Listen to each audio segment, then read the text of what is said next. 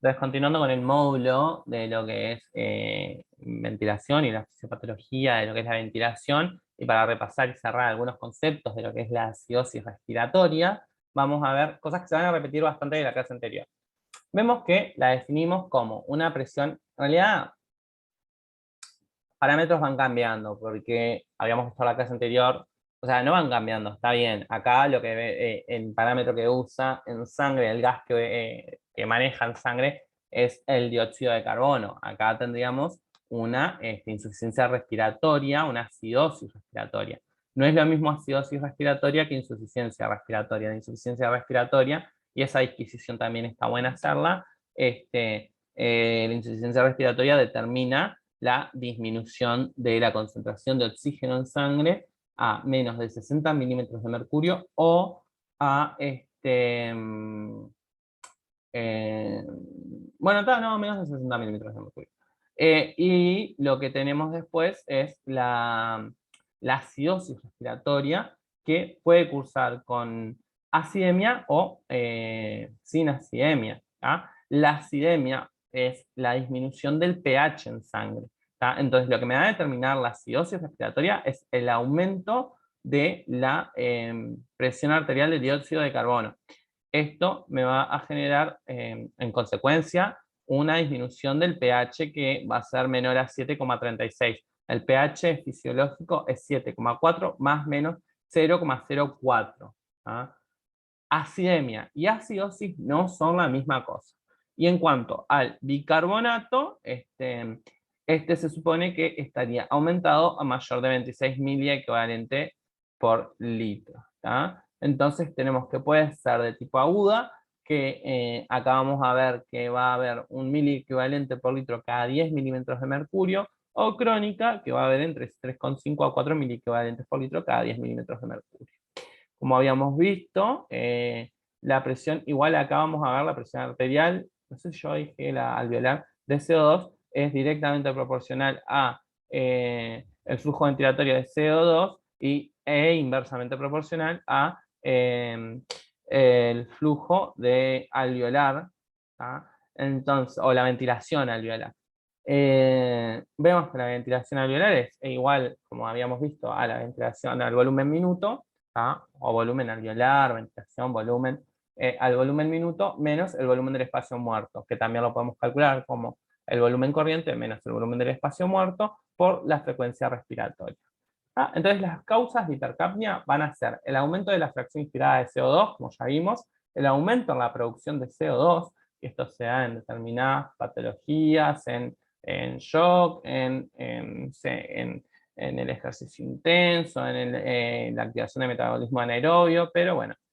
Y después tenemos la hipoventilación alveolar, que ya la habíamos visto, y los desequilibrios ventilación-perfusión, como son el shunt o el aumento del espacio muerto. ¿Ah? Eh, Esto es una diapositiva en blanco para que descanse su cerebro. Y acá seguimos. El aumento de la fracción inspirada de CO2, la producción de CO2, está acá. De la hipoventilación alveolar, esta gráfica, estas cuentas que ya las habíamos visto, que son muy importantes, que las tengamos en cuenta. Entonces es el volumen alveolar igual al volumen minuto menos el volumen del espacio muerto, o el volumen corriente menos el volumen del espacio muerto, y a eso lo multiplicamos por la frecuencia respiratoria. Y después los desequilibrios, que vamos a usar la misma para la alteración, ventilación-perfusión, para el aumento de esa relación es por un aumento del espacio muerto. Lo importante de esto son las manifestaciones clínicas. Sobre todo en el EPOC, la acidosis respiratoria crónica es un trastorno ácido-base y es el más frecuente de los pacientes, ha sido más frecuente en los pacientes estables. ¿Por qué? Porque estas personas ya tienen una alteración en lo que es la ventilación, su relación ventilación-perfusión. ¿Por qué? Por un aumento del espacio muerto, ¿verdad? Entonces son pulmones menos complacientes, más rígidos. Entonces, durante las exacerbaciones, un porcentaje significativo de los pacientes desarrolla acidosis respiratoria aguda o una agudización de la acidosis respiratoria crónica. La presencia de hipercapnia o acidosis respiratoria es un marcador de mal pronóstico en pacientes con EPOC. Acá vemos la relevancia clínica, vemos la sobrevivencia de pacientes que fueron admitidos en la unidad de cuidados intensivos por una exacerbación de su EPOC, y se vio que aquellos que ingresaban con una presión arterial de CO2 mayor a 50 milímetros de mercurio tenían una menor sobrevida, ¿tá? Cuando es mayor o igual a 50 milímetros de mercurio, la presión arterial de CO2, la sobrevida era menor al año, mientras que aquellos que ingresaban con una presión arterial de CO2 menor a 50 milímetros de mercurio tenían una mejor sobrevida al ingreso, al año, al ingreso a la unidad de cuidados intensivos. ¿Tá? Entonces tenemos que la hipercapnia en el EPOC es ocasionada por el desequilibrio de la ventilación-perfusión extremo, pudiendo además existir hipoventilación alveolar, que va a existir. ¿Tá? Estos son fenómenos habituales en las etapas más avanzadas y graves de la enfermedad, entonces estamos hablando de que el BEF-1 va a estar por debajo de 50 por lo menos. ¿Ah? Los efectos específicos de la acidosis respiratoria y la hipercapnia en esos pacientes no se ha aclarado, pero claramente genera daños neurológicos, genera trastornos metabólicos, genera trastornos en todo lo que es el organismo, porque hay como una hipoxia crónica, no sé si me explico. Entonces, eso a largo plazo genera sus consecuencias. Y acá vemos esta gráfica de lo que es la probabilidad de sobrevivencia en función del tiempo, según la disfunción muscular, sobre todo diafragmática, en donde se ve que con las BEF sub 1 o FEV1 disminuidas, la probabilidad de supervivencia baja drásticamente. ¿Ah? Tenemos que con una BEF-1 mayor o igual a 50, hay una buena probabilidad, pero menores a 50, baja muy drásticamente la probabilidad de supervivencia, que es esta línea. Acá tenemos una medición de la presión transdiafragmática, que es el PDI, en donde acá se ve el control, acá está el 100%, ¿tá? Y acá está que el control llegaría a un 63% de la presión transdiafragmática, con una hipercapnia, con una PCO2 de unos 80 milímetros de mercurio, unos 80 torr, milímetros de mercurio. ¿Ah?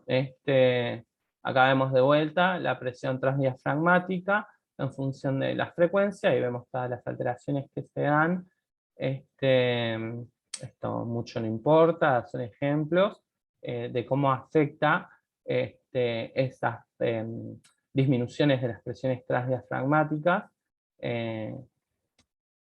No importa, esto fue un experimento hecho en rata, donde se ve la hipercapnia, la hiperoxia y el control. El control es ¿tá? La hipoxia es esto, y la hipercapnia es esto. ¿Tá? Esto es,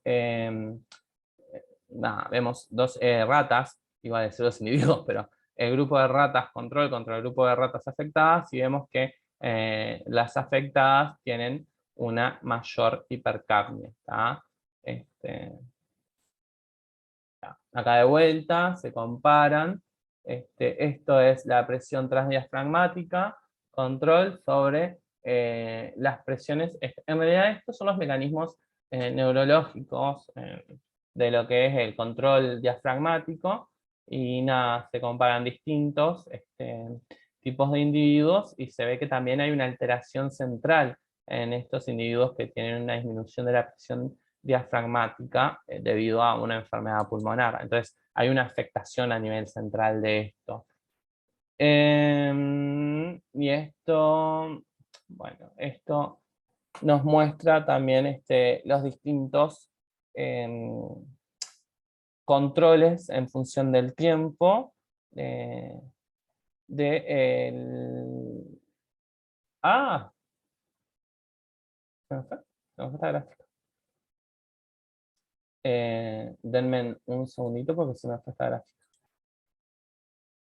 Como les decía, era una boludez esto. Lo que se vio fue acá una disminución en pacientes control, en pacientes sanos, bueno, pacientes, no son pacientes, en individuos control. Lo que se vio acá fue una disminución de la fuerza muscular en función de la fracción del aumento de la fracción inspirada de dióxido de carbono. Entonces, esto lo que nos habla es de una correlación directa entre lo que es la fracción de anhídrido, odio que digan anhídrido carbónico, dióxido de carbono y la fuerza, la capacidad muscular. Y ahora sí, terminamos el tema. ¿Está? Tanto que me compliqué por 2 diapositivas. Ah, esperen que no puedo.